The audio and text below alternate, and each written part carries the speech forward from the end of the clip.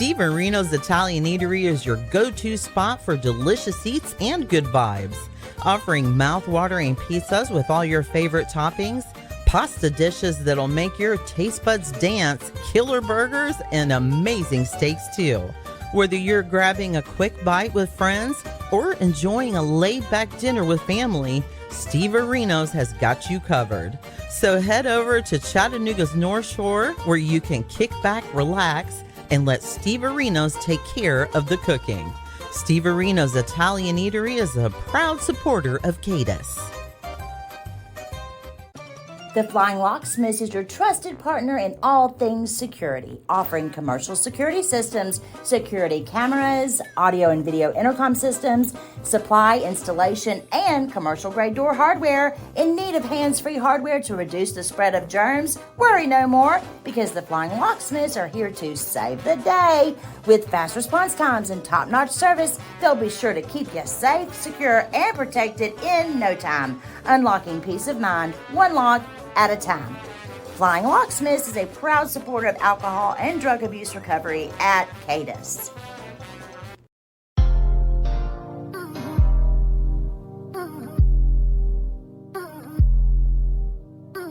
Welcome to Scarred But Smarter podcast, hosted by Jeff Stiles, presented by Cadis, Council for Alcohol and Drug Abuse Services, sharing relatable stories of addiction recovery along with our hearts, our voices, and an abundant amount of love with all of those affected by the disease of addiction.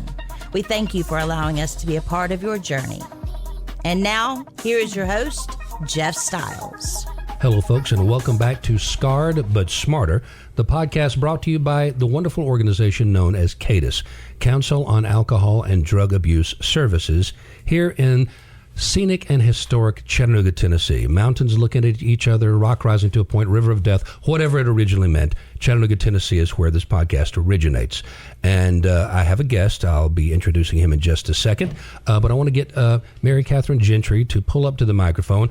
And I'm going to gently remind everybody, we've been having fun with this thing. I think it's been very well received. Thank you for listening and sharing. But Cadis doesn't do this just simply because they just are totally egalitarian. Guys, they need their gig too. They're a nonprofit. And so you folks, I want to always make sure you understand the services are there, but they need a little bit of service from you as well in the form of possibly some donations. Mary Catherine. Thank you, Jeff. That's right. So Cadis is a 501c3 organization. We are a nonprofit, and we really rely on state and federal funding, grants from the state and federal funds, also from foundations, but also from individual donors and families. There are many ways that individuals and families alike can donate to Cadis. In ways such as if you own a business, you can be a sponsor one of our events. We have many events. You hear from those during this podcast. That's right. We have many events throughout the year. Businesses can sponsor those, as well as a lot of, some people choose to include us in their estate planning, which is phenomenal and such a blessing. So other things that people can do are you can make a donation in honor of someone in recovery or in memory of someone that you've lost. So there are lots of ways that you can contribute to recovery and to Cadis. Well, thank you so much for that message. And you can also sponsor this podcast. Get directly in touch with Mary Catherine. Shouldn't be too hard to do. She's on social media. Our guest today, Tom Farmer with the TBI, Tennessee Bureau of Investigation. Sir, do you have a title or is any sort of, significant, verbiage I should use before your name? No, I'm just Tommy. From a job standpoint, I'm a special agent in charge in the drug division, and I direct the statewide dangerous drugs task force. All right, let's start right there then. I'll get a little bit deeper into your background in a second, but the drug task force, did you request that? Was that assigned to you? Have you enjoyed it? Is it a good fit? It is a good fit. Out of necessity, actually beginning in my career, the task force itself has been around for 25 years. It originated here in the Hamilton County. as part of the Eastern District. It was originally the Southeast Methamphetamine Task Force, and it was at the request of a sheriff, Grundy County Sheriff at that point. Wrote a letter to local officials, federal officials, everybody that would listen, and said, "Hey, we need help. We need help," and that's exactly what it was. And with U.S. Attorney, DEA, TBI, and agencies, we met in the courthouse, the basement of the courthouse in Marion County. And we didn't have any resources to do it, and it was merely a handshake and say, how can we help? And from that, we received some federal appropriation. Actually, Congressman Wamp was the first one to appropriate some Zachariah? funds. Yeah. From there, the program has grown. We're now expanded statewide. It's the Dangerous Drugs Task Force, and we focus on all types of dealing with responding to still drug labs. It's still fundamental. We do a lot of training. We've certified somewhere around 5,000 law enforcement to respond to these hazardous drug scenes. Now, more so, good news, less meth labs. More fentanyl. More bad news, more fentanyl. And pill milling operations or even marijuana extraction labs has become a significant area for us. So we do that across the state. We also handle the little things that you may not know about us. We collect all of those permanent pill take-back boxes in sheriff's offices in every county across the state. We collect, which is such a good idea. Yeah. Such a good idea. I mean, I'm guilty. Got some old pills, and just throw them away. It is easier, but it's not the way you should do it. And as we know for a fact, scientific fact, this stuff makes its way into our water supply. That's right. And they can tell how much crystal meth or fentanyl is being used in the community by checking out the wastewater. Sneaky guys you are. Let me point this out too. I want to say this because I can't let it go. If I'm in the basement of the Marion County Courthouse, something has gone terribly wrong, the way I look at it. But for you guys, a nice humble beginning. But so it was narrow focused in the beginning on the scourge then of crystal meth. And I guess to a degree, y'all succeeded because now it's a more generic focus, and you just said there's less of it out there. The success, yes, we did. Forming relationships, and in the heyday of the meth labs, we were working 7.8 labs per day, 2,086 per year. We were unfortunately had the dubious distinction of being the meth capital of the United States in meth manufacturing.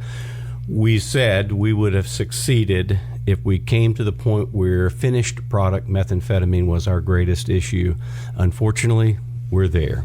In terms of drugs, the number one drug that is seized by law enforcement coming into our crime labs would be methamphetamine in terms of the amount or volume. Still to this day. But majority of, 99% of it's being manufactured in a foreign country. Not necessarily the driving force to the overdose epidemic, and that's where our program has been expanded. We went from meth to meth and pharmaceuticals to now dangerous drugs because of the issues with fentanyl and synthetic drugs in general, the way these drugs can be clandestinely manufactured. They're synthetic in origin, and it requires a hazardous response and disposal.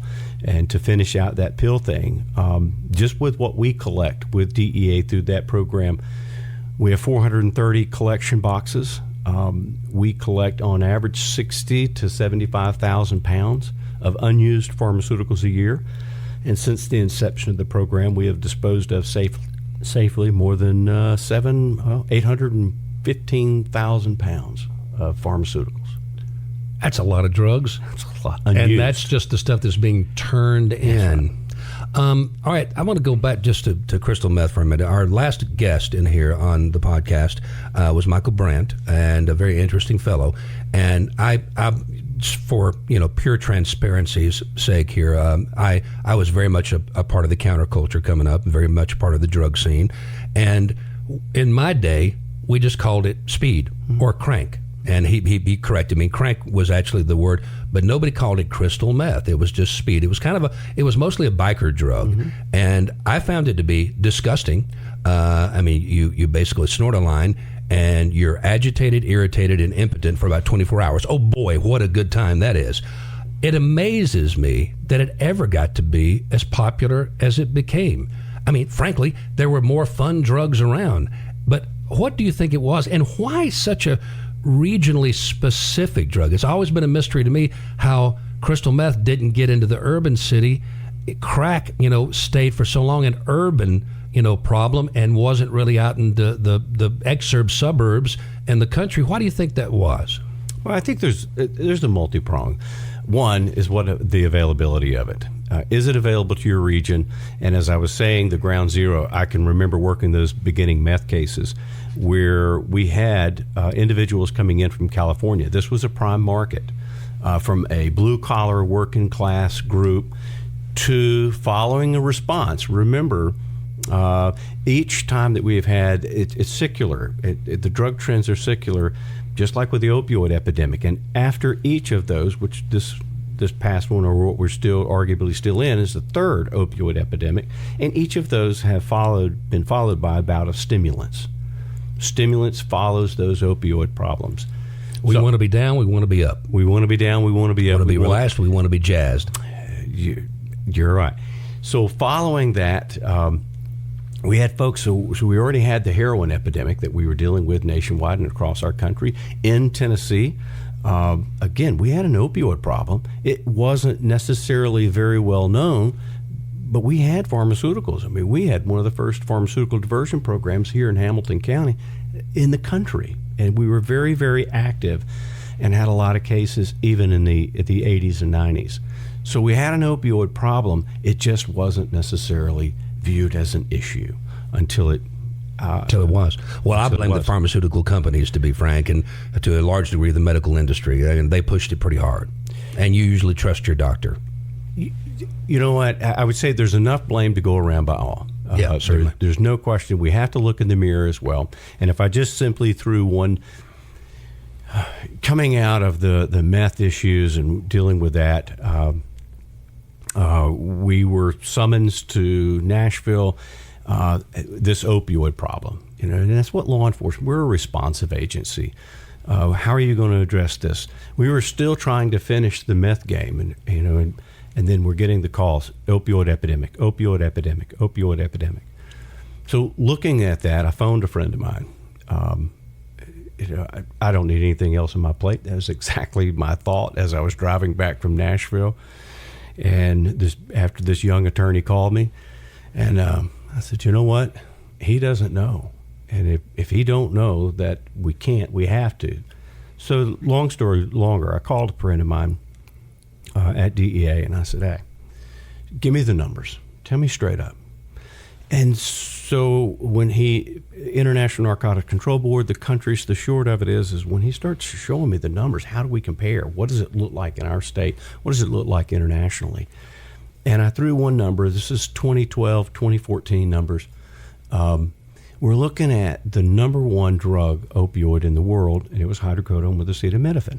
And if I'm looking at the top 10 of this list, top 10 consuming countries in the world, and this is legitimate consuming, I look at this list, okay, number 8 at the list is India, and they needed 10 kilograms to meet their nation's needs. Down China, they needed 20 kilograms to meet their nation's needs, all the way down to the last second, 2 and 3. Number 2 was Canada. Number 3 was Canada, and 2 was Great Britain, 200 kilograms. America. And then we get to America. How much? What do you think? I don't even want to venture a guess. That would be painfully low, I'm sure, even if I try to pump it up a little. So 250 kilograms Great Britain, 150 for Canada, and all of a sudden I get this number from Joe. And I said, Joe, this can't be true. And the United States' number is 79,000 kilograms. Good Lord. 87% of the world's hydrocodone was being consumed in a country that made up less than 5% of the world's population. And then to really drive that point home, we started looking at how does Tennessee fall within that?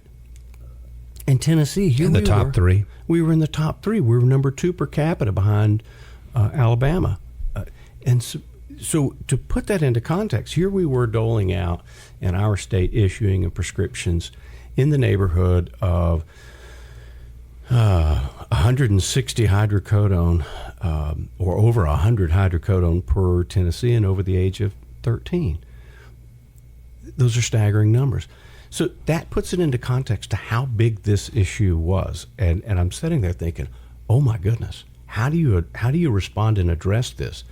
There's nobody who's going to have the resources. And we looked at, yes, the meth problem was a problem, but this is huge. Who are the groups? Who are they? How did they get there? I guess that's kind of what I was hinting at earlier, what I was suggesting is there seems to be a cultural affinity. The South as opposed to the Northwest, rural as opposed to urban. That has to be something you guys take into account, because it's plain. There's certain drugs that seem to be more attractive to certain groups of people. I don't want to stereotype, but I don't know how you do it without it. I think it's, yes, in part it is easy to say that, but I guess as I've worked in this, I look at it probably a little bit differently now, and I don't look at it's the flavor of the day. Addiction is addiction is addiction, and what we have in our country, and until we go upstream as far as we can with programs, is we have to address the addiction issue. What is causing this? What are the fundamental reasons? Because the flavor of the day is going to come back around. Someone that is suffering from addiction disease disorder, in my experience, while they may have their preferred drug, they may have their preferred high, at the end of the day, they just want to alter their consciousness. They're going to do. Most of us are cross addicted. It's exactly. It's going to be a polysubstance use, polysubstance abuse. And so what is available to that region or to that area? Tennessee was obviously with the Appalachians. We were very primed in, again, a blue-collar working area. We had high prescribing of opioids, and there you had it. I mean, what's not? You had high prescribing, and what we even found in responding in our state, there wasn't enough treatment resources. No way. In enforcement, and if I've heard it once, I've heard it a million times. I know it. Oh, you're not going to arrest your way out of the problem. Who do you think coined that phrase? We did. You guys Law did. enforcement. Yeah. We know we're and not. It's a truism. There's no question it's a truism. But it's a multi-pronged problem. You're not going to treat your way out of the problem either. You have to combine all of these. You have to have a comprehensive response. It has to be, you have to have enforcement. You have to have treatment. You have to have prevention. We have to go upstream and to find out fundamentally, why are we going down this path? Why are we doing what are the triggers? So we've learned a lot. High A scores, adverse childhood experiences as indicators, or also what we're learning and what we're trying to teach and what we're getting out there are the sins of the father, as many would say. I'm going to stop you there and actually kind of one of my own pet theories is that in the rural South, moonshining was a big thing, right? You have a culture of rugged individualism. Make it on my own. I can do it here. I don't need somebody else. I think there probably was something attractive once the shine, didn't sell, or it was, no longer, a big deal one way or the other. The idea of actually being able to make your own substance of abuse. I think there's something in the philosophy of certain folks out there and certain groups of people that kind of plays into it. In other words, all right, take the moonshine still down. Let's get a meth cookhouse going because the market's there. I'm an entrepreneur. I can do it. We can do it ourselves. Is that too far out on a limb? No, to a degree, in my opinion, there's truth to that. There is no question there's truth. From the meth manufacturing standpoint, it was one of the most difficult things, and I can't imagine from a treatment. What we found with methamphetamine is the person, just what you're describing, the individual having the ability to control their own high. Wow, what a false sense of, but unfortunately, it was a very realistic. Not only the ability, wait a minute, I can make my own using common household ingredients. I can control my own high, and I can also make a living, which is going to the moonshine. They used that as a form of lifestyle. That was their life. Sure. That was their livelihood. And then the temptation of facing that individual in every store that they went into. I can remember wrestling with this, talking to individuals everywhere they went in. If they went into a grocery store, walking down that aisle to you and to I to look over there and to see a cold and allergy medication, we thought, oh, that's allergy season. Or to look over there and see coffee filters or Coleman Fuel. Coleman Fuel says camping. And we've all got them. I've got everything you've named so far. Exactly. But to that individual, that's a temptation. Somebody dealing with a very strong addiction, and everywhere they looked at the next indicator that says, "I can make it. I can do it." This is going to be so down a rabbit hole, but I've got to ask before we take our first break here in just a second. Breaking Bad. Did that actually create that phenomenon that was that show?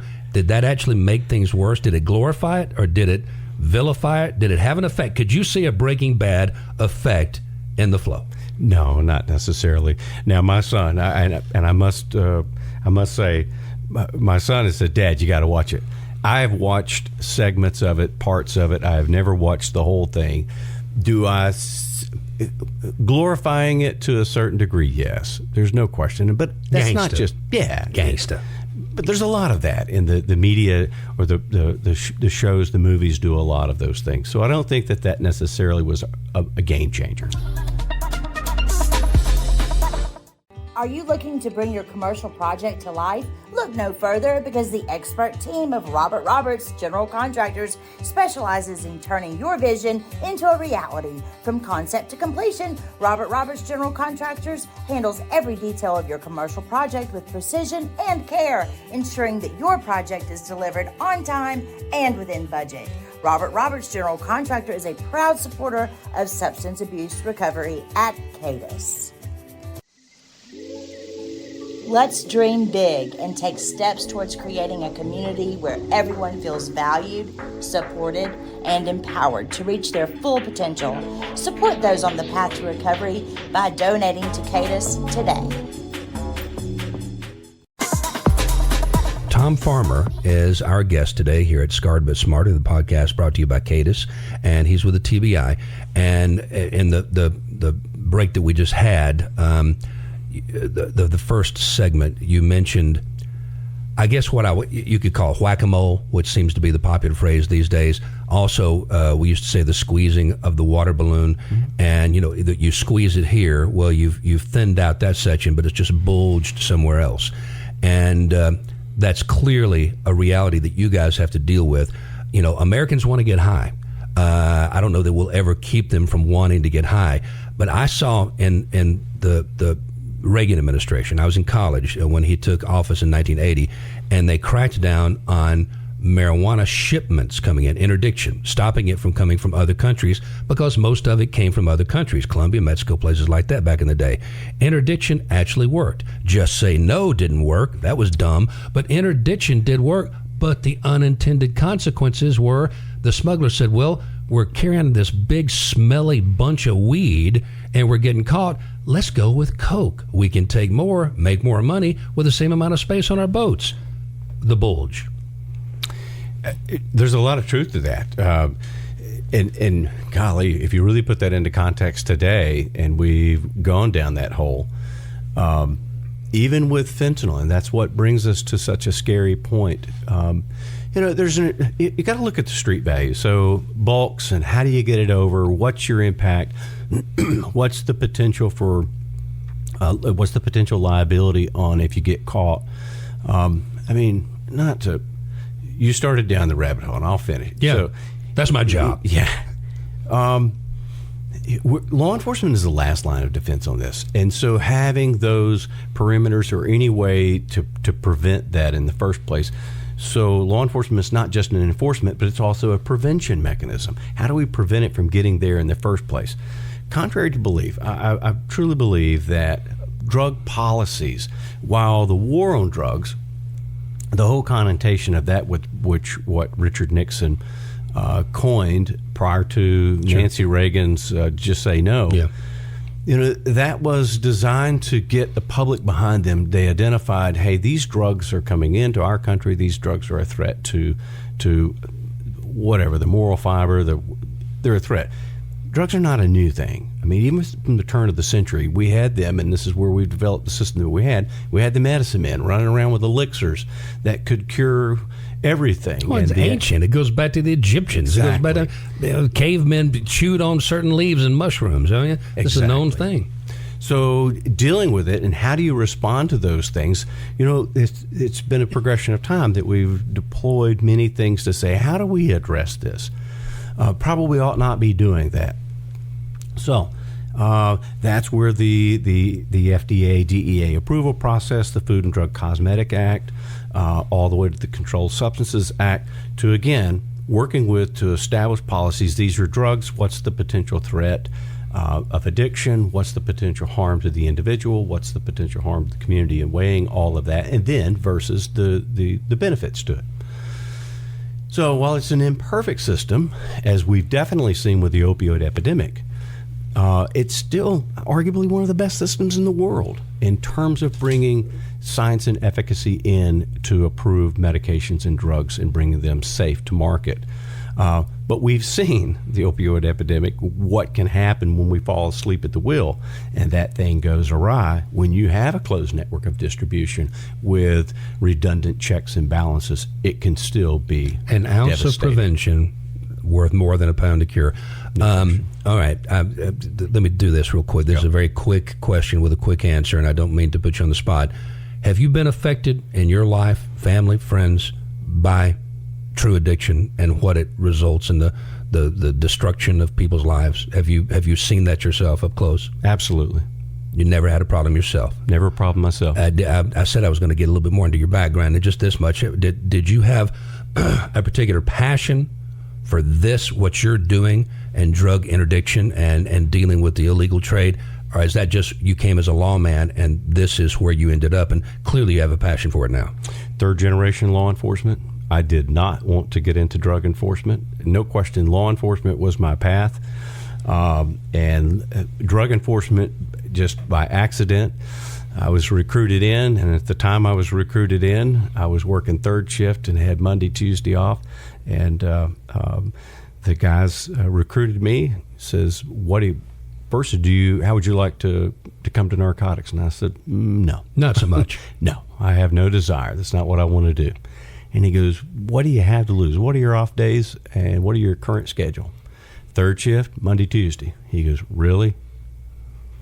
Well, there I am. And so I have developed a passion, and I have this job has taken me to places that I would have never, ever in a million dreams thought about. The department that you began with, that you kind of started the story with, focused on crystal meth, and then the opioid epidemic comes around, and now it is essentially the term you've used are dangerous drugs. Drugs. I guess a big fat question would be, what drugs truly aren't dangerous that are mood altering at all? I mean, alcohol is still legal. We saw what happened when we tried to prohibit that, and it was a miserable failure. It's a dangerous drug. I've never smoked. The only vice I've never had was smoking. It's a terrible, terrible addiction. It's one of the worst. I've seen junkies deal with coming off smack easier than they could quit smoking. But some are accepted, some are not. But what makes a drug in particular dangerous? Is it just the possibility of abuse, or just the numbers of once it begins to be abused, or is it the blood trail that it takes to get you there? Well, I think all of those could be true to what we're going to deal with in terms of a legal definition or to a charter of what we're tasked with. It's going to be those substances that are illegal and that we're being directed to address. That's become and rose to an issue where it's impacting the community, the public health, and the public safety of that community. So that's where our charter is going to be. Those are the dangerous drugs. So what has been, again, methamphetamine was our beginning. How do we address this? Because what our program is while I fall under TBI, 99% of our funding is federal funding. We apply for grants. What do we need? We have a board that we meet quarterly that's made up of the Commissioner of Health, Mental Health, Substance Abuse, the Department of Safety, the 3 Attorney Generals, United States Attorneys, District Attorneys, Sheriffs. So it's a very large board, but you deal directly. What are the trends? What's impacting your community? Our goal has been that to remove all those obstacles through this program. So in the beginning, meth labs, well, we don't have the training and we don't have the equipment. We're going to provide that. Overtime reimbursement. Agencies, small departments, big departments said, well, Tommy, we can't work. We've trained your guys. We're going to send them out, give them the equipment that they need. But then they say, well, we can't work that case because an overdose investigation requires a lot of resources, a lot of money, and a lot of time. we'll reimburse your overtime. So we will do that. We provide that service to law enforcement, big or small. We'll reimburse your overtime. Testing. Tommy, we don't know what these white powders, we don't know what these substances are, and we can't identify them in the field. We have to send everything to the crime lab now, which has overwhelmed our crime lab. We've saturated. So now we have invested heavily, probably $3 million in the last several years, just to be able to roll out in the middle of the night, 24/7. We have response trucks that are across the state that will bring protective equipment as well as testing equipment. We have MX908s for trace detection, trace analysis. Ramen laser shoots through a plastic bottle and can tell you the contents. For the days when Joe Friday would just go in and find a bag of powder and stick his wet finger in there and just rub it all over his gums. That's pure heroin. Yeah, those are the good old days. Imagine doing that with a bag of fentanyl now. Yeah, pooh. Exactly. You're done. No, I feel for law enforcement. I feel for law enforcement. Especially, we talked about dangerous drugs, and here's one of the big stories of today. I got to get this in here. I've always felt like marijuana should be decriminalized, not legalized and sold and taxed. I don't want to get the government any more involved in the drug business than they already are, the opiate of the masses, whatever it might be. But I just, your personal stash shouldn't send you to jail. Maybe dealing still can. But nowadays, how can you possibly tell the difference between illegal marijuana cannabis and the legal stuff that they sell that looks exactly the same, smells exactly the same, and has the same effect? And I mean, my boys live in Colorado. You walk down the streets of Boulder, the whole town smells of herb. How is an officer in Marion County or Grundy County or Sequatchie County supposed to know what the hell the difference is when they pull somebody over? He's reeking of skunk, and, well, I don't know if this is legal or if it's not. How are they dealing with this now? Well, it's not an easy proposition. Again, it goes back to some of the testing techniques and methods that we've come up with or that we have that are available to us. And so we've adopted many of those from the marijuana industry out in California. We have what's called a light lab from Orange Photonics that we can, in the field, quantify marijuana in the field. And we do use them. Again, there are some colorimetric tests that can also be used in a field test.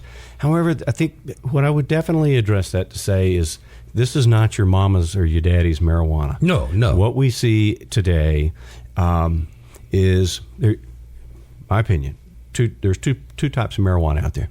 There is either genetically manipulated marijuana or there is chemically manipulated marijuana. And that's what we see, and that's what we're dealing with. You can't tell the difference. Like you said, the old days, looks like a duck, walks like a duck, smells like a duck, quacks like a duck. Now we have to be able to go in and look at the level of duck blood to say, is it the level of greater than 0.3%? And then if I even took that one further step, I would say even now with the likes, we were having a discussion with loophole lettuce, the new coined phrase with the hemp derivatives and THCA, it's 0.3 now, but as it sets on the shelf, and by the time you take it and you buy it and take it home and burn it, then when you burn it, the decarboxylation occurs and the THCA converts to delta 9 at a level of 27, 30, 40% THC. So what I will say is how that has resulted is, yes, you can overdose to marijuana. We have recorded 248 non-fatal overdoses, severe adverse medical reactions requiring medical attention. Not just somebody being too stoned. No, many individuals come in with severe abdominal, vomiting, other issues. Second to that is we've had a number of these individuals, like you were describing a minute ago, that say, wow, I've used all types of drugs, Tommy. And this is from the hospital.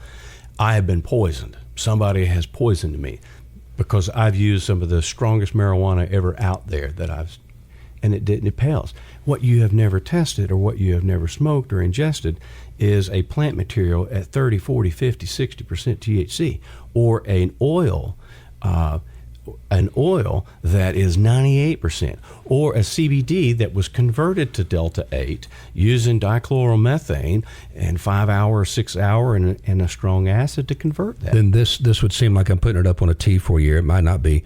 Biden administration talking about taking marijuana off of the Schedule 1. It's up there with, opium and, heroin and cocaine and everything else, putting in Schedule 3, which would essentially be, I guess, mild opiates, and testosterone, for God's sakes, things like that is regulated.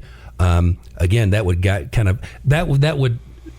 suit me, and I think it makes sense because, again, I don't think people should spend years in jail because they want to have their own private stash of something that calms them down.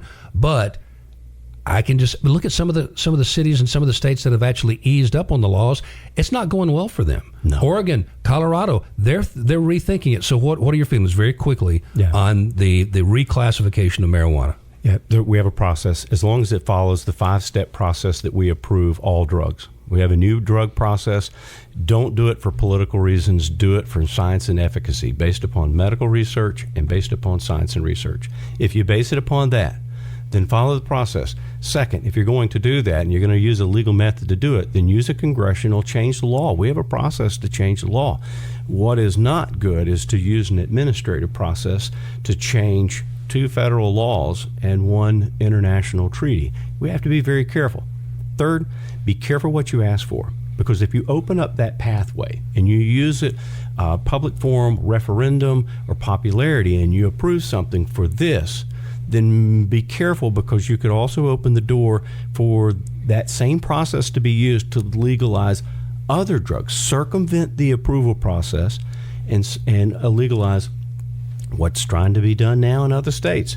LSD for the treatment of PTSD, psilocybins for the treatment and that makes perfect sense to me. For those purposes, exactly. Yeah. You get back to, God put it here for a reason, and LSD is just synthesized mescaline, and we know how it works, and there are reasons for this stuff to be on the planet, but it's our desire to overdo and party with anything that alters our consciousness that is truly the problem. And then, of course, the criminal element gets a hold of it, and it's just all about the money.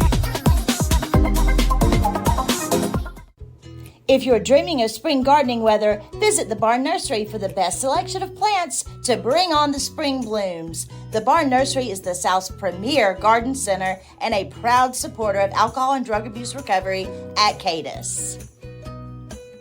Discover the elegance and charm of generations past at Brody Jewelers. With a legacy of craftsmanship and quality, Brody Jewelers offers a curated collection of exquisite pieces that tell stories of love and legacy. From vintage heirlooms to modern masterpieces, each piece carries a rich history waiting to be cherished by you. Visit Brody Jewelers today and experience the magic of this family-owned, historical, fine jewelry store, where every piece is a work of art and every customer is family. Brody Jewelers is a proud supporter of Candid. My guest, Tom Farmer, Scarred But Smarter, the podcast brought to you by Candid. Mary Catherine Gentry in here, and once again, we're talking to Tom with a TBI about the almost intractable problems that come with drug abuse and, use to a degree, but abuse for sure in this country and in this region. And Mary Catherine, Candid is there for people who need help, but Candid also needs help. And you've heard Tom say all of these things, the testing, these fancy schmancy new ways of figuring out what's legal and what's not, it takes money. Everybody needs money. Candid needs some money. That's right. Candid does need money. Throughout the year, we plan several events, and the first thing that I initially do is I'll go out and look for sponsorships, local businesses that will sponsor these events. And so, there are different levels of sponsorship, obviously, and the businesses will get in return some marketing initiatives, social media, advertising, and then of course this podcast, we sell commercial spots on this podcast, and that's another way that we generate some funds. So if you're a local business out there, I may be calling you up soon and coming to see and telling you about a fun event that we're going to have that we hope that you'll sponsor. Without money, there's very little message. It's hard to get the message out there sometime. All right, Tom, this is going to be, I used to call this the radio Rorschach test when I was on the radio, and I guess we call it a pod test now. I'm just going to throw some terms at you and just some simple little things. Give me just rapid fire answers on them as well. All right, we talked about this for a second. off the mic when you first came in. I'm having sinus problems today. It's summertime, always brings more problems to me. And good old-fashioned Sudafed. First time I go up and actually try to buy some Sudafed, and they say, well, you have to show your ID and sign this piece of paper. I was like, what? But there was a reason for that, and that was crystal meth, which you guys kind of started with, as we've discussed. So just kind of touch on that just a little bit, how your job can affect other people's lives and why. Yeah, no question about it. Pseudoephedrine is the precursor, and for the manufacturing method, it's not that it still can be used. And actually, we had some legislation that was drafted this year that just raised those limits because meth labs are not an issue in the state of Tennessee. They've decreased by 97-98%, which is a good problem. News, yeah. Good news. Unfortunately, like you used the analogy of the squeezing of the balloon, you can cut off the precursor, you can cut off the method, you can change the law, or you can squeeze that balloon. But you got two options at the end of the day. It either pops or it pushes out the other side. So we are now faced with a situation where meth use and abuse and incidence has never been higher. It's the number one drug coming into the crime lab. However, with that said, pseudoephedrine methods to manufacture, we've done more already. Meth labs, I don't want to jinx us, but already this year so far, we've almost done as many meth labs so far this year as we did all of last year. I just don't want that trend to continue, and I don't think it's going to, as long as there's so much high potent methamphetamine, unfortunately, coming across the border into our country. And I'm going to jump to fentanyl. And again, fentanyl, I'm sure it was around when I was younger, yeah. And I guess used at doctors' offices. But I mean, I'd never really heard of the stuff until just a decade ago, maybe not even quite that long.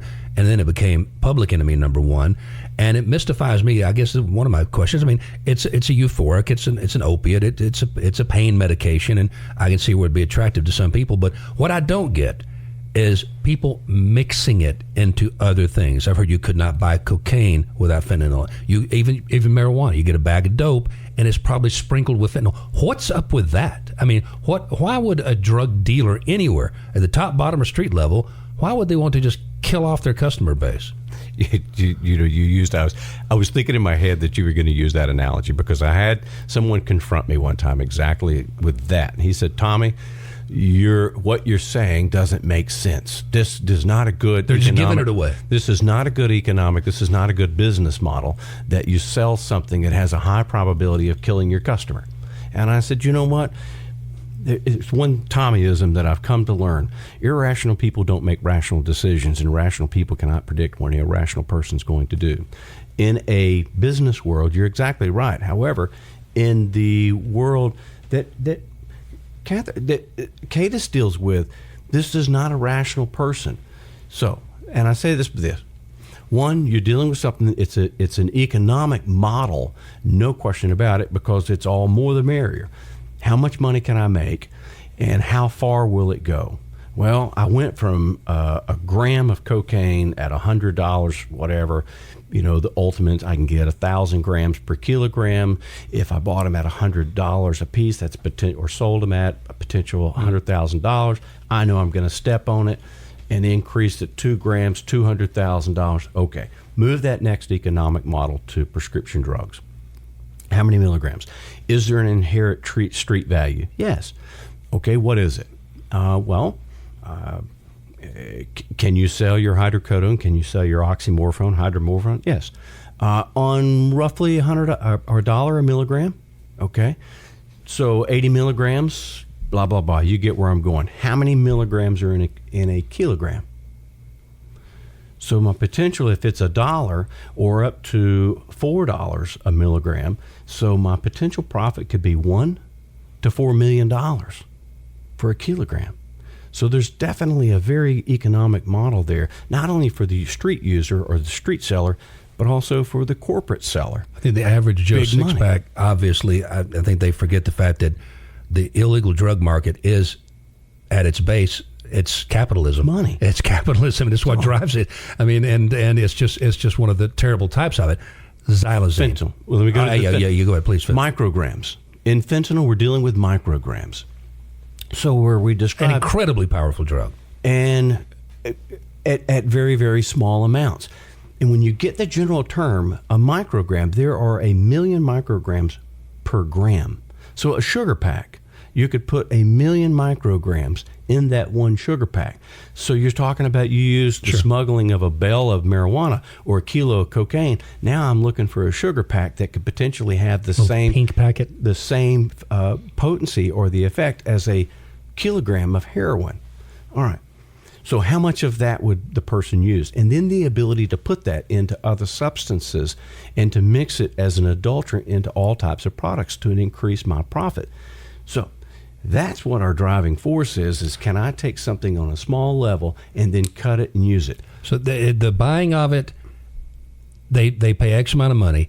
They just want to get rid of it so they can buy some more and make more money. So therefore, using it as a cutting agent, even though it's active, and cocaine and inhalants and things of that nature, dusting it on other stuff, it makes sense to them because it just moves the goods. So we have to take into consideration when we talk about fentanyl, most use a generic term that is 50 to 100 times more powerful than morphine, used in the medical industry, and it never went home, or it was in a mucal patch or into the gum. That's the way that was doled out, and that was from a pharmacy. So we've got to remember that that's pharmaceutical grade, and we can, to a high degree of accuracy, we know that if it says it's 126 milligrams or micrograms, that's what it's going to be. We're dealing with illicit drugs. So we're dealing with a Joe and a Blow out here that's mixing and matching, and he may know he got an ounce of it in, and he's going to cut that in, and God knows, from acetaminophen to vitamin B12 to everything to xylazine mixed into baby formula. Baby. So when he cuts that out doles it out to his customer, while he may know how much he put into it, and he did the best that he could do to mix it up, you don't know. It's buyer beware, and then it's Russian roulette. You did okay. You only got 2 grains. You got 3 grains, and you got 4.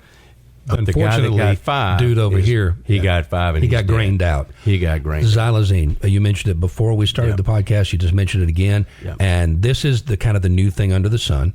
And it is apparently, again, being mixed pretty much liberally throughout the entire drug market. And is this the stuff they call trank? Is that the proper term for it? So what is it, and where the hell did it come from? Animal tranquilizer. It's non-controlled just because it's not indicated for human use. It's a large animal tranquilizer. The bad is large animal tranquilizer. The reason it is being used is because it by itself can mimic the effects of fentanyl. So a person may not know that they're dope by the effects of it, that their dope was cut. And so obviously that cuts into, hey, you're watering down my drugs. I want the best drug that I can. But they're not saying that because they can't tell the difference. That's right. They can't tell the difference. Where it's incredibly problematic for us and first responders and the community, one is it's addictive in itself, and two, because it's a non-opioid, it's not responsive to Narcan, to the life-saving Narcan. It also has terrible physical effects from what I hear. I mean, worse than meth. When you start looking at some of the side effects to that, both from a cardiac standpoint, probably the most visible that you're describing there are the ulcers. Very ugly, very large ulcers in the injection skin, sites. mouth, throat, teeth. No question about it. So we have had a number of these situations that resulted in death. All across from Upper East Tennessee was the first one that I'm aware of. Middle Tennessee. So it's definitely very much a part of our drug. We'll have to end on this. We were also talking about overdoses in general and the fact that there are so many across the country. The South is worse. Tennessee is even worse than that.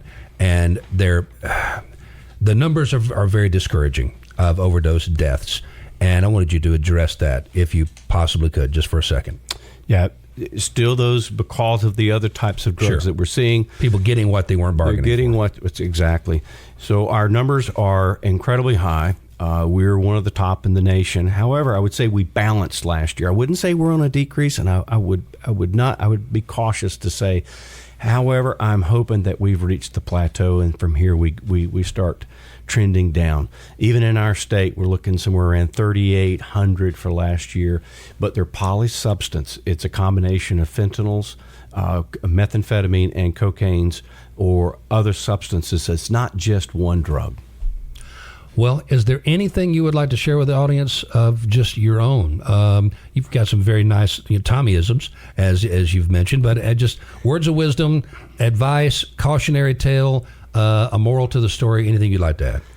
Just because you can doesn't mean that you should. That's what my mom said. Yeah, exactly. Just because you can doesn't mean that you should. And just because some of these products may be available, we didn't talk about the tianipitines or the kratom that are available in some of these convenience stores. That freaks me out. These are incredibly dangerous. Don't get your medicine from a convenience store. You can get your Coca-Cola, your pop, and all those other things. Get that. And just addiction is addiction. And what we have, not one thing is going to get us out of this. What we have to do is go as far upstream as we can and change that thoughts, change that cultures, and address those. And we do need treatment. We do need enforcement. We do need prevention. Tom Farmer from TBI, Mary Catherine Gentry from Cadis, and Sean Whitfield from Whitfield Media. Thanks to all of you folks for letting us and helping us do this podcast. Scarred But Smarter is presented by Cadis, Council for Alcohol and Drug Abuse Services, Chattanooga's only nonprofit addiction recovery center with a full continuum of care, offering the highest quality of treatment to those struggling with substance abuse disorder, regardless of their ability to pay. Go to cadis.org to learn more about our recovery and aftercare programs or to make a donation, because every gift is much needed and greatly appreciated. Thank you for letting us be a part of your journey. Find us online at cadis.org.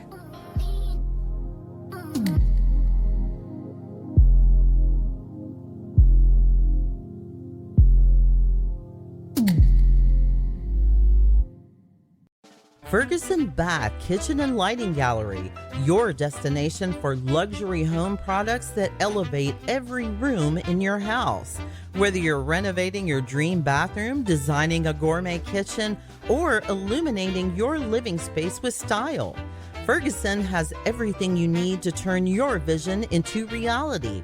Transform your home into a sanctuary of sophistication with Ferguson Bath Kitchen and Lighting Gallery, where luxury meets inspiration. Ferguson proudly supports Cadis.